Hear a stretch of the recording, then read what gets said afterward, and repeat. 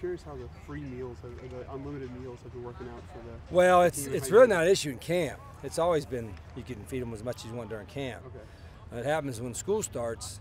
I don't think it's been determined completely yet what we're going to do as a department, but you know, the walk-ons I think certainly can eat now on training table, which is a big deal, I think. And I think we're looking at providing breakfast as well. So I think it's going to be great. We've got a great kitchen, and we can feed our guys and puts a little more money in their pocket. This is exactly what you wanted too, right? What's that? This is exactly what you Yeah, wanted. I've been an advocate for years. I want to give them all 3 meals. You know, it was up to me, but you know, we got to pay bills too. But I think it's great for their quality of life. And I said I don't think the student athletes have had a bad life anyway.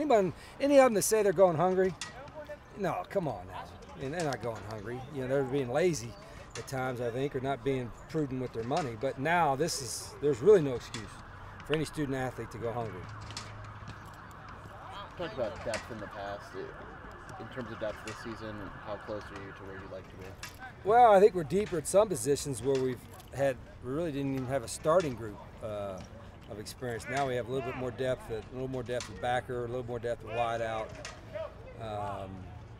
probably a little more at running back.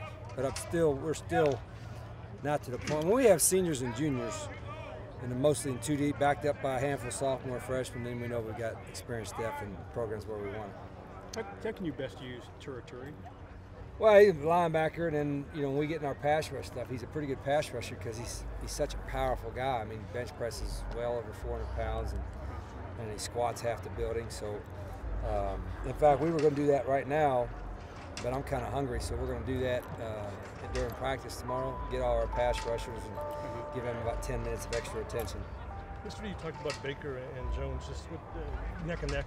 Could you give me just your thoughts on what one does, the other one doesn't? Well, they're really pretty similar. I mean, Jared's one of the fastest guys we got. Terrace Jones is probably one of the toughest guys we got, but they're going to get battled by some of them freshmen too. You know, Nick Wilson, Jonathan Hayden, and some of those guys are Zach Green is a big guy. So we've got a pretty good competition there, I think, and they've gotten better. They got better today. I thought, you know, Coach McGee has been rotating a lot of them in and out, and I see them getting better.